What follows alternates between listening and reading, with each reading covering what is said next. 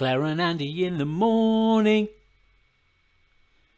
Episode 4, Accessibility. Good morning, everybody. I'm Andy, and I'm not actually in this Clare and Andy in the morning video.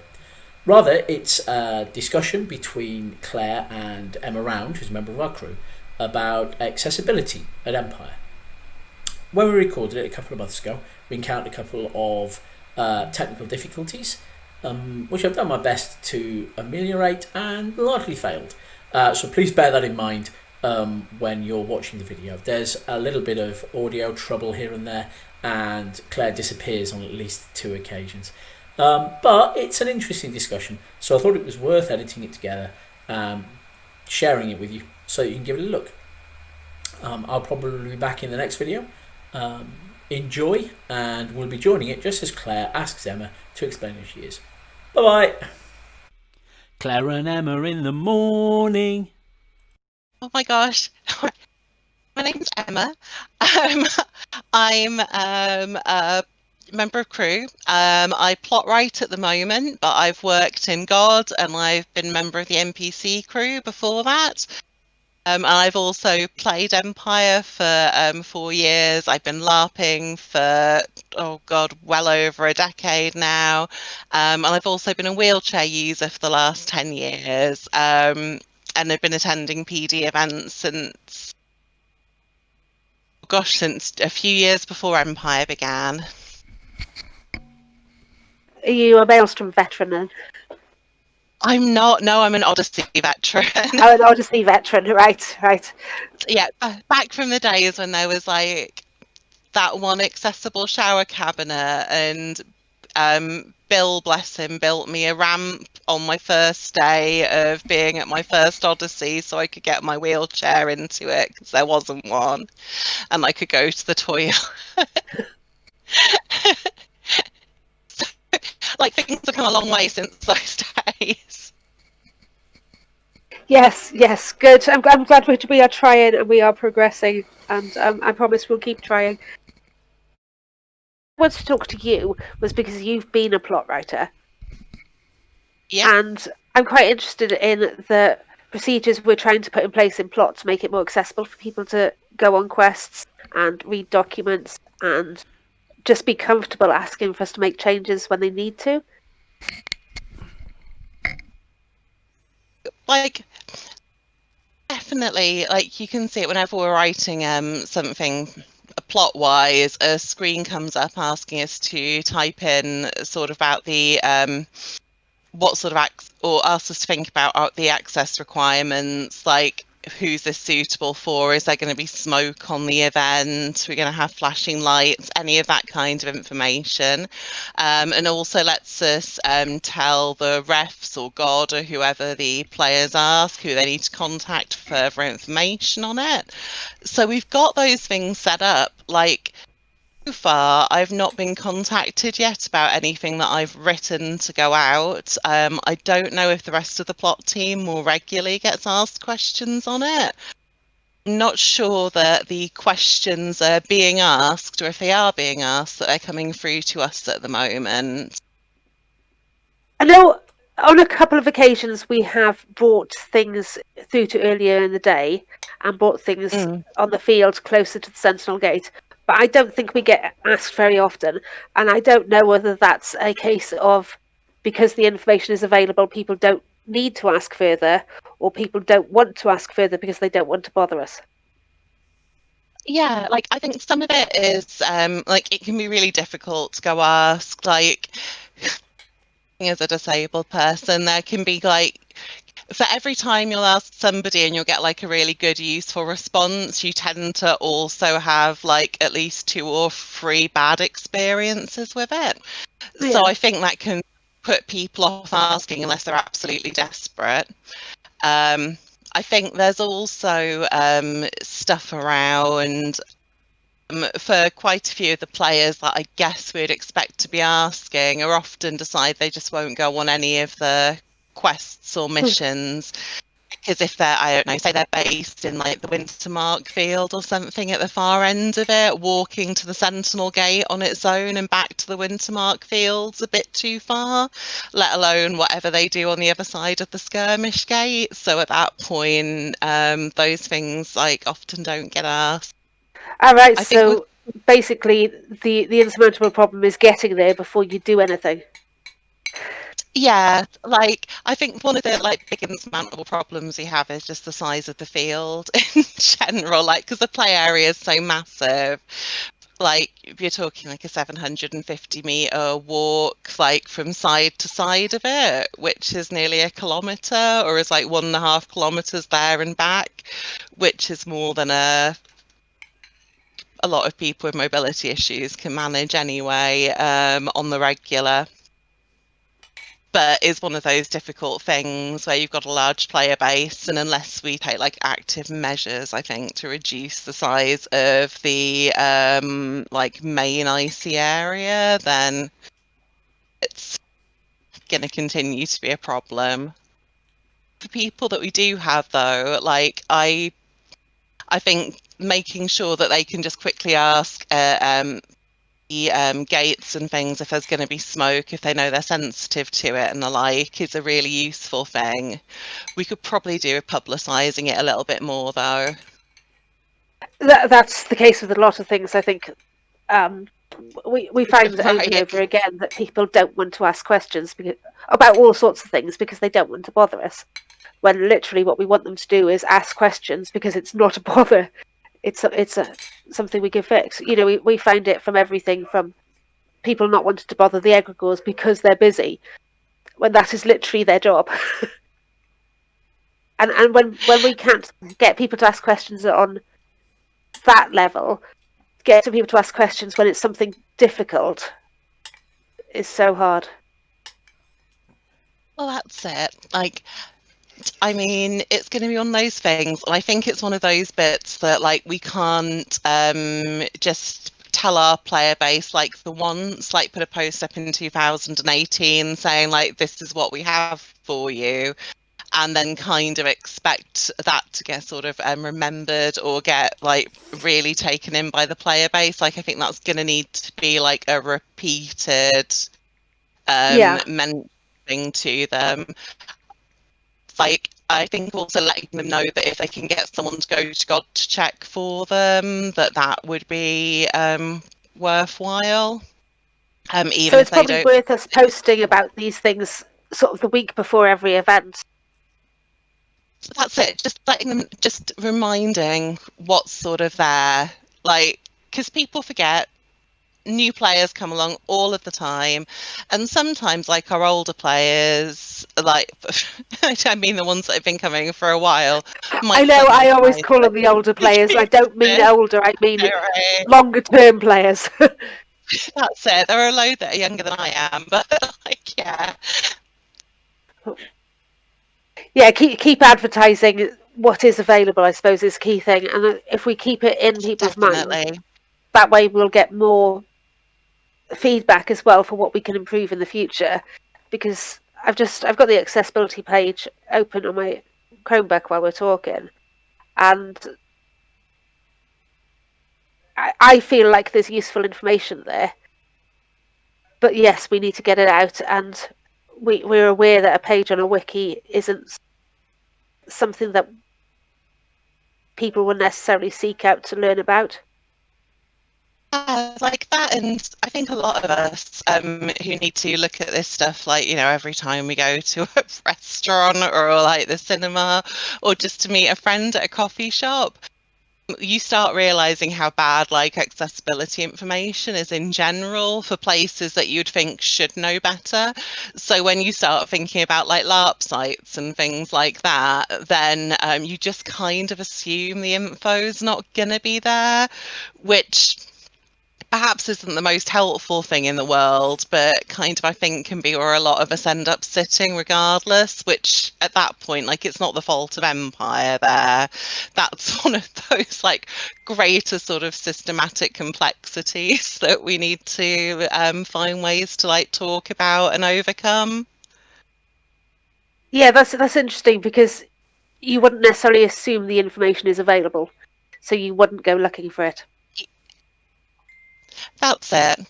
And then, of course, like you can also, like, I guess in some regards, there's issues that people are looking for different things from accessibility information. And when I say that, I'm not talking about like I'm looking for ramps into a toilet where some of my like friends with epilepsy are looking to know if there's going to be strobe lighting on an encounter tent.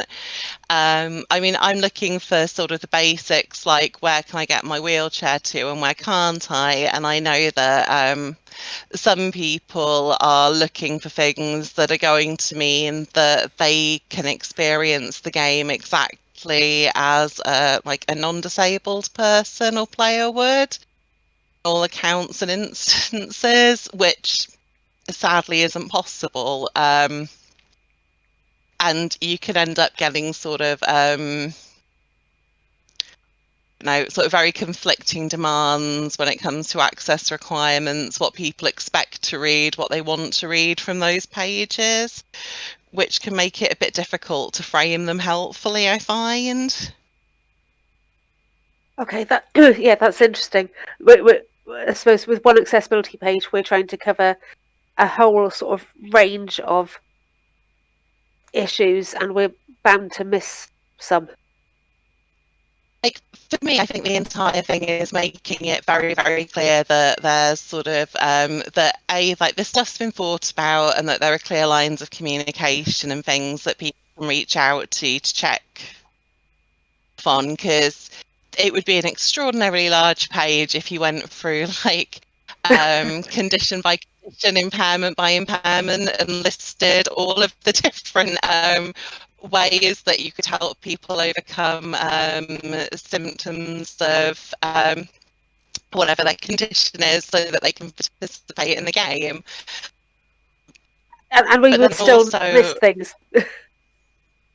definitely, and they'd be very different. Like I can tell you now, there are players with Ehlers-Danlos syndrome on that field that have very different requirements to the ones that I do.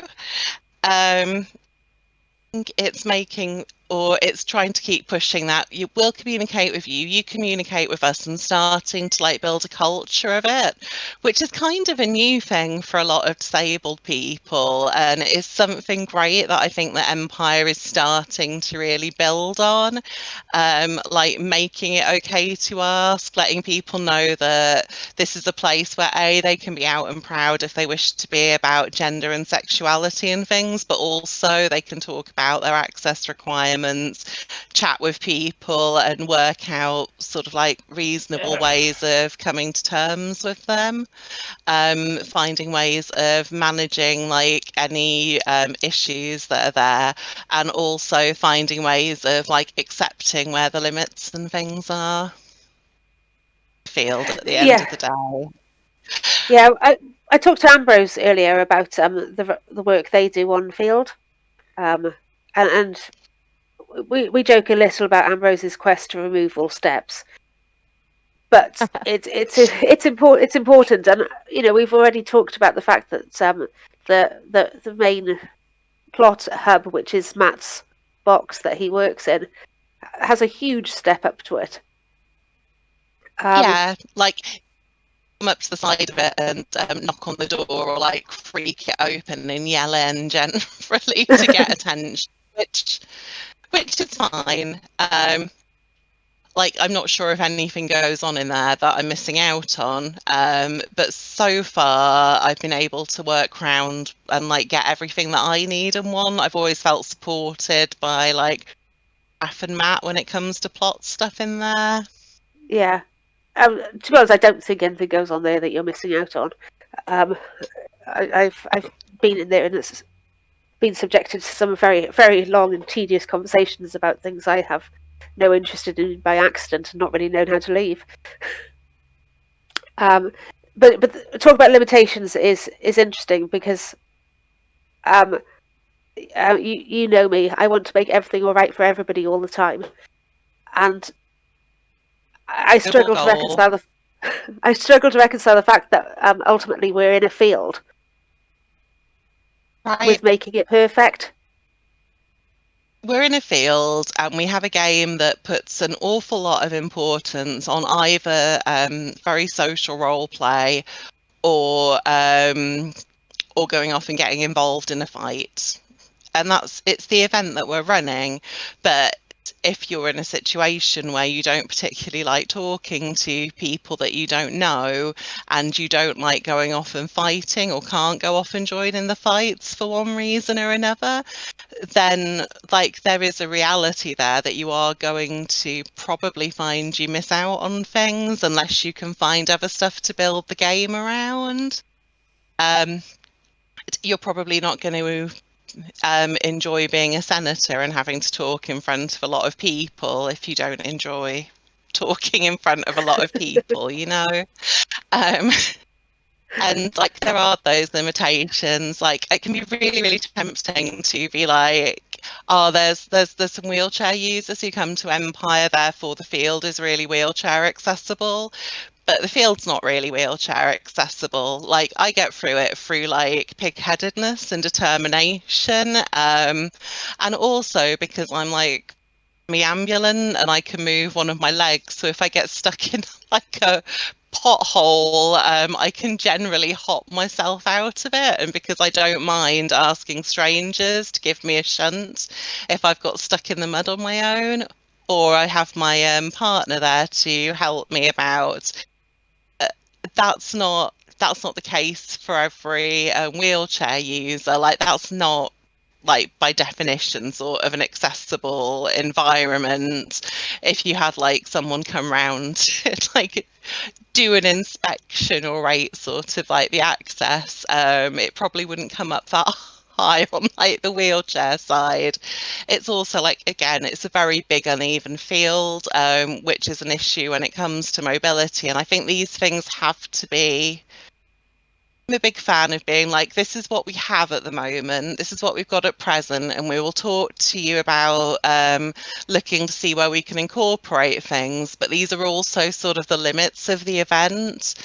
Like it is spaced over quite a large area, and if you can't mobilize throughout that area, there's not a huge amount we can do to bring everything to you, because if you're in one camp on one side of the field and somebody else with mobility issues is in a camp on the other side of the field, like everything can't be everywhere all at once. Um, there are ways to like find joy and enjoyment in the game, even if you can't, I don't know, leave your camp. I spent quite a while when I was a player, like sat in the Varushkin camp, just making fun for myself, in that ring of tents. Like it's there, but Yeah. it's, those things, I think acknowledging them is important so that people can make an informed decision about whether the game's for them, whether they think it's going to be the sort of thing that they can access or not. I think maybe we're in danger of using you as our benchmark. And Um, sometimes we look at things and we think Emma can cope with it, so we're doing all right. But we forget the bit where Emma's, sort of hard-assed, and we'll make sure Emma copes with it. And Emma is yeah. known, and Emma is confident enough to ask. Yeah, like I've been using my chair for the last decade now, and had wheels fall off it, not just at Empire events in the centre of town and things. And I've got no shame about shouting up for it. But I know a lot of other wheelchair users that don't like doing that kind of thing. Um, and then get very disappointed when it turns out that that was kind of the reality of the situation. Or I've listened to other people be disappointed because they've been told that the whole place is wheelchair ready and it's not. That kind of thing. And it's always a bit sad. And like, I can completely, like, I understand wanting to go up to your friend who's saying, oh, I can't LARP because I use a wheelchair, and say, oh, there's wheelchair users at this game. It's totally accessible. You can come, you can play. It'll be awesome. Um, but then like there's that importance of making sure that that wheelchair user can have like a fully informed sort of description of things. Yes, being honest about what we can actually provide versus how some people cope with it. Yeah, like Okay. I remember there's like a disabled Empire Players group on Facebook, and for a few sort of seasons, I would go through like the maps after they'd put the camp layouts out for a Yeah. piece of string and work out the scales and write like how many meters you'd be walking from each camp to the nearest accessible loo and back. If you followed like the main thoroughfares through rather than, you know, able to hop between like tent guide ropes and things. And it was like it was quite surprising, but I think quite a few people found it useful to be able to like contextualize just why they were getting so exhausted so quickly at these events. And I had a few people saying that being able to use it helped them pace themselves a bit better, you know, do a bit less in the morning so that they could do more all through the day. And I think that kind of thing, where it can seem a bit negative in some regards, can actually be a really freeing tool, which I would love to see like a sort of take forward, maybe stick something like that up on the website just to give people like, or the website on the wiki to give people a rough idea about sort of the distances they have to trudge. That's quite interesting because as you know, as somebody who isn't disabled, I walk a lot at events, and Oh my it's not gosh, until yes. later in the day that you sort of sit down and go, "Why am I so tired? Why am I so tired?" And then you sort of work out what you've done that day. And there's a reason you're that tired.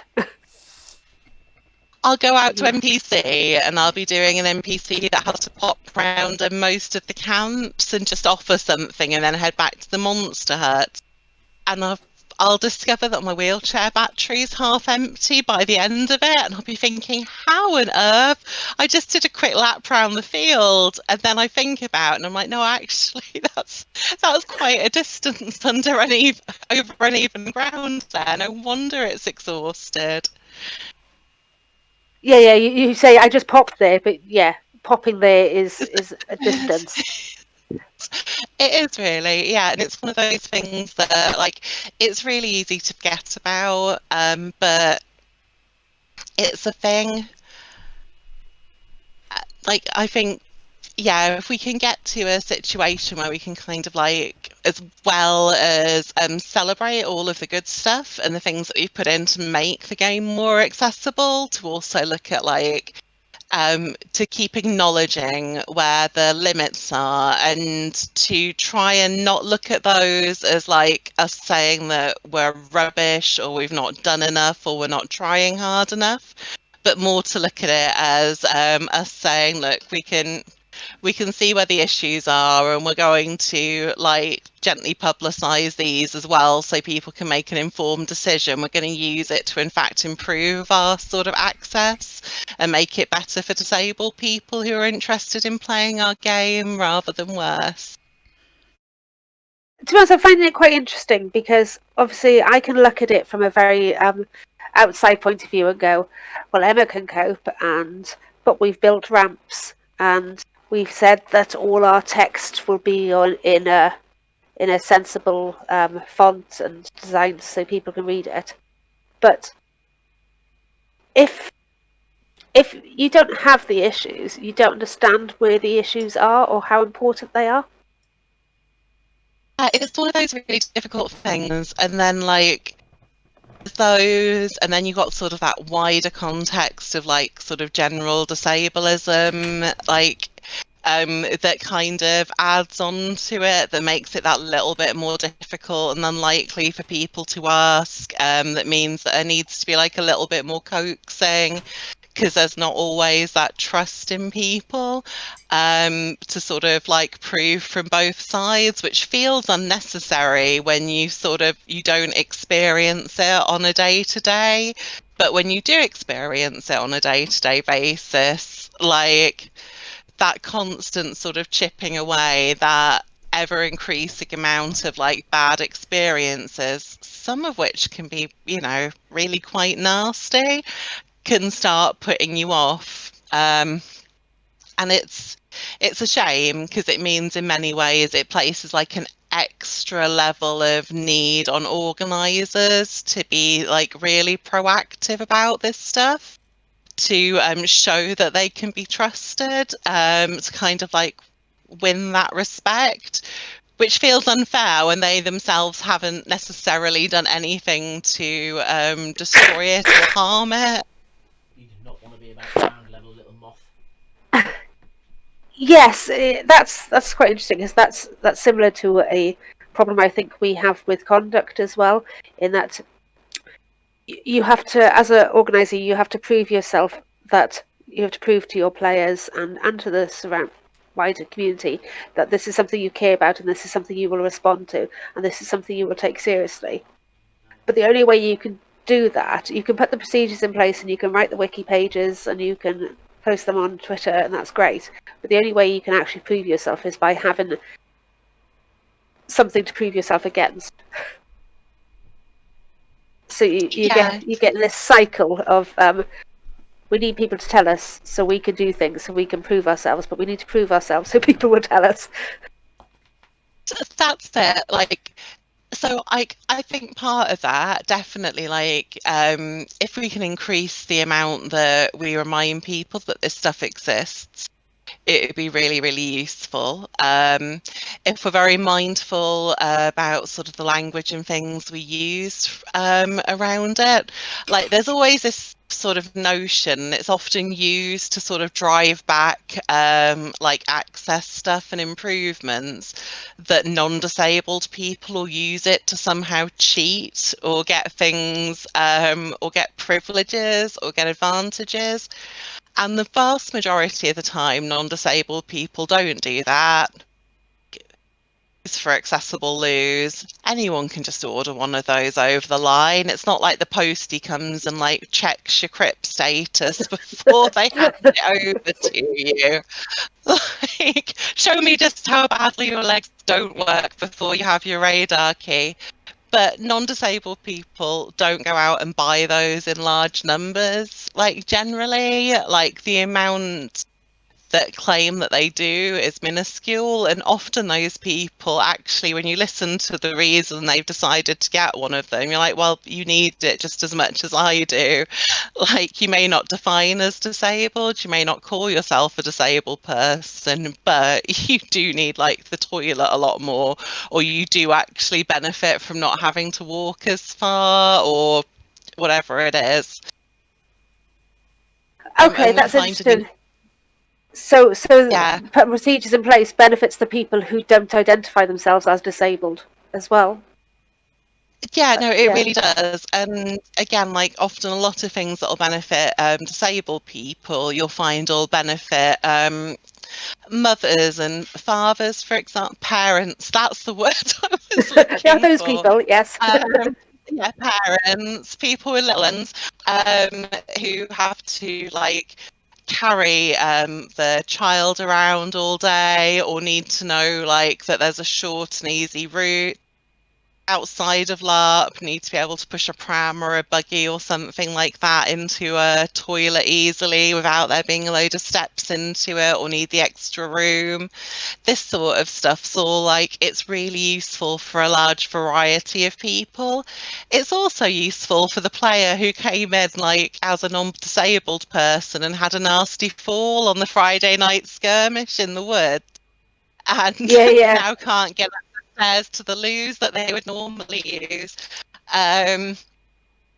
Like, it's a really helpful thing just sort of in general, and it can make most people's lives a bit better.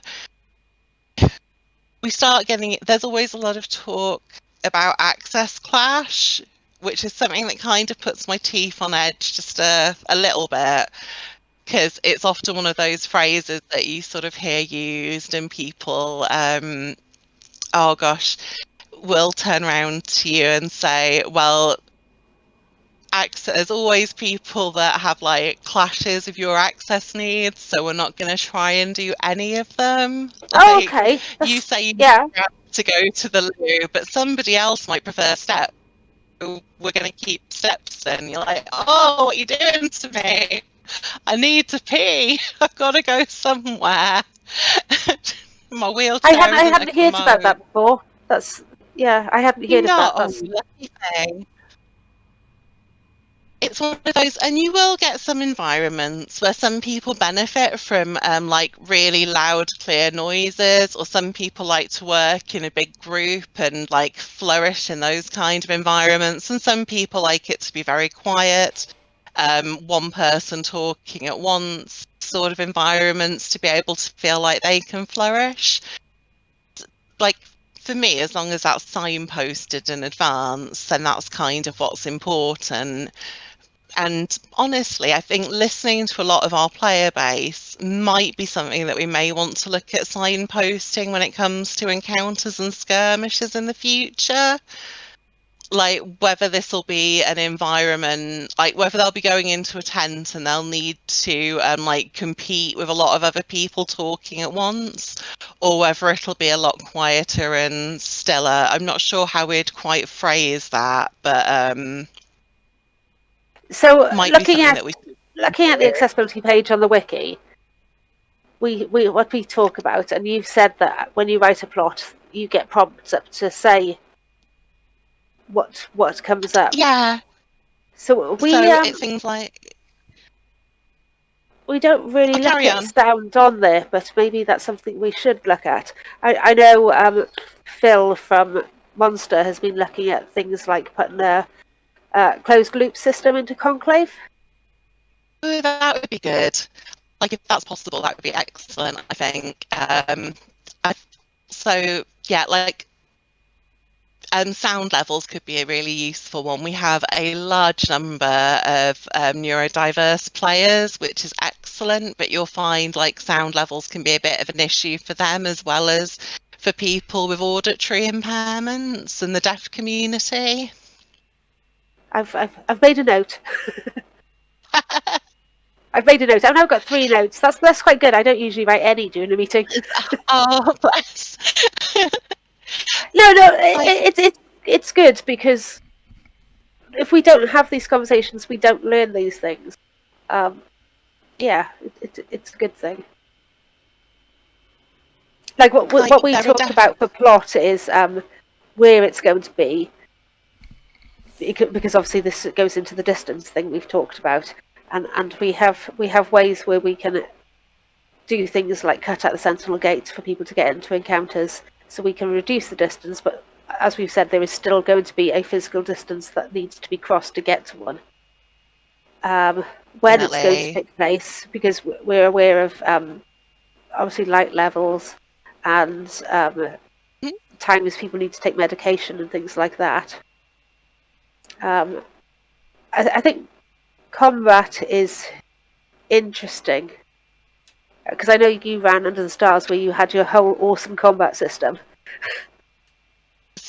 Yeah, like I wanted to.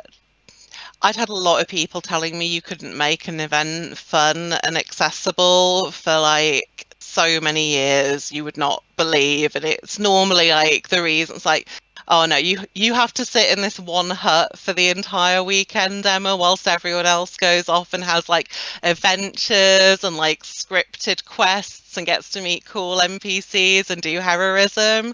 You just get to talk to them when they come back for a few minutes.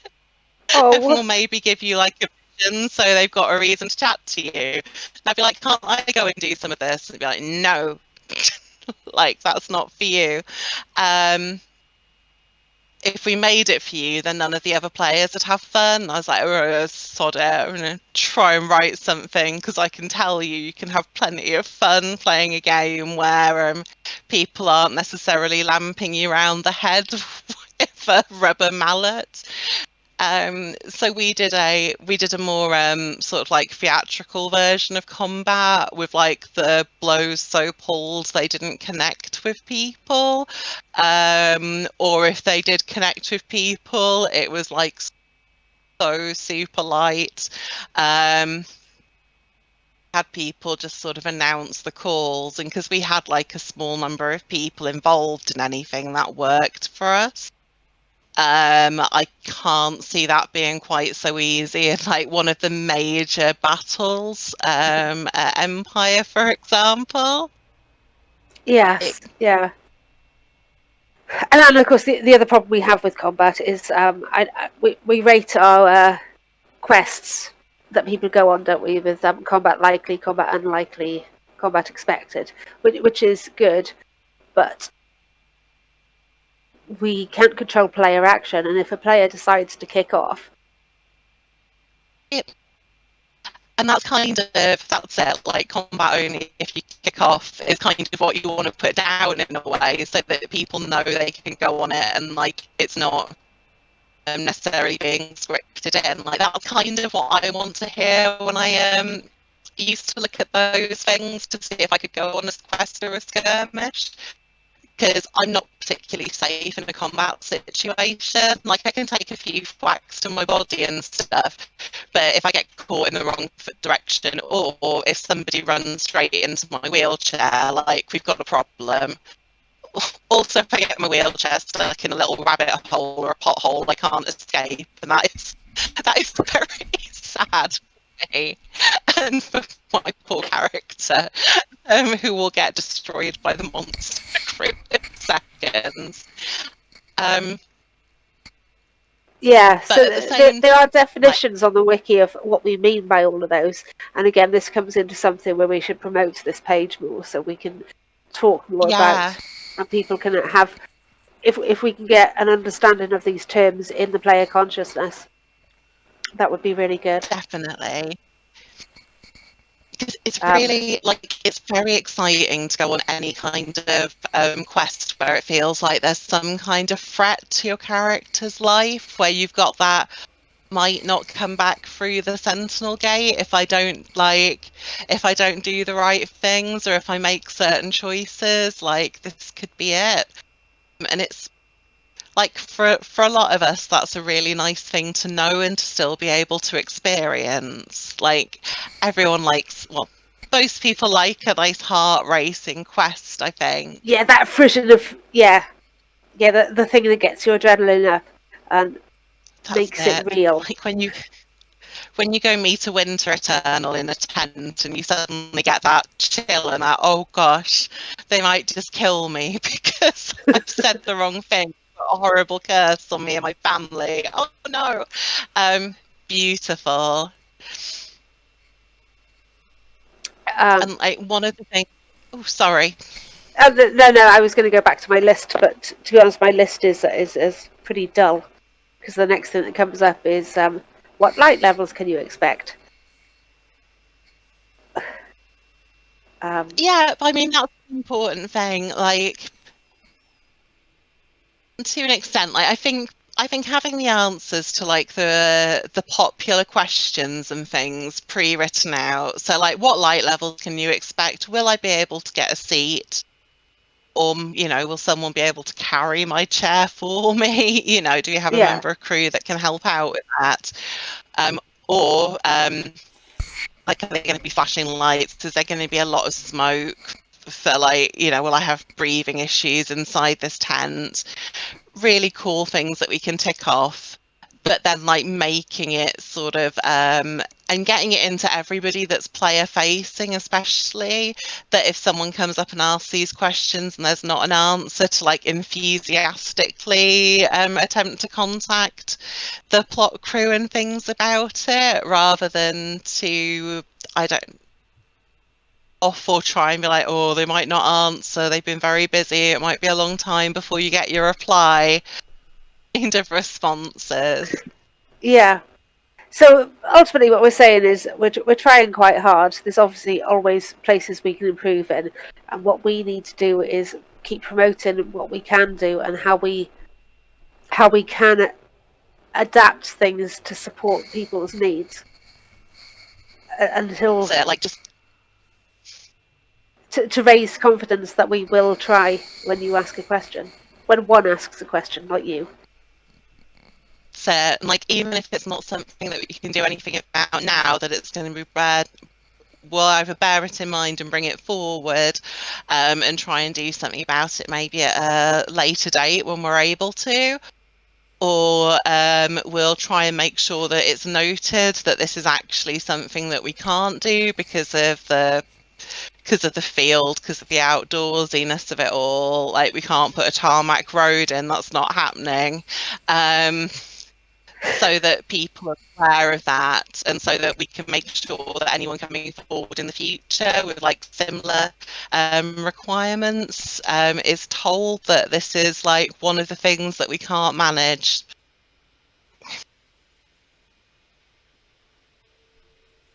Yes. I know. Talking to you is sort of quite uplifting about it, and it's also a little bit sad because I don't want like and there's a lot like Empire does well. I can get into an Empire event with my wheelchair, and I can't get into any of my mates' houses with it because they've all got steps in. So, like, there are definite, like, in the scheme of things, there's like a big plus there. Like, I can more easily get into a lab at Empire than I can in most people's homes. That's pretty cool. Like we do try and have those things there, and I think that's there to be celebrated. And like I think expectation management is one of those super cool things, and I think that helps make life easier. But it does involve sort of acknowledging that sort of uncomfortable reality that like things aren't ever really going to be sort of perfect for everybody, which is nice, but is kind of necessary. Yeah. So I think we've talked about most of the things we can talk about now. So what would be your tip for coming to Empire? Oh my gosh, get in contact first. And you're a disabled person, make sure that you think about the things that you need and ask about those. Don't send a list of medical conditions because the people reading it aren't experts into your medical conditions. Instead, if you need a toilet that you can access with a wheelchair, say you need a wheelchair accessible toilet. If you need or to find out how you can avoid smoke or bright flashing lights, then let them know that those are the things that you need so that someone can tell you how to get it. The thing that keeps me coming back to Empire is the fact that you do keep trying, and I love the fact that we're getting to the point now where we can start talking about sort of like the minutiae and things of improving access and some of the core root problems, rather than just firefighting the very like, is there level access? Will this set off my epilepsy kind of levels of things? Good. I'm glad. Thank you very much for talking to me today. Like I say, it's maybe a little bit sad in places, but I have enjoyed it. Oh, thanks. Like it's been nice to talk to someone about this side of things. Right, we now have to wave at the camera for 10 seconds so Andy knows when he can cut us off. So thank you, Emma, for coming to talk to us, and we hope we get a chance to talk to you again soon, hopefully in a field. Yes. Right. Bye.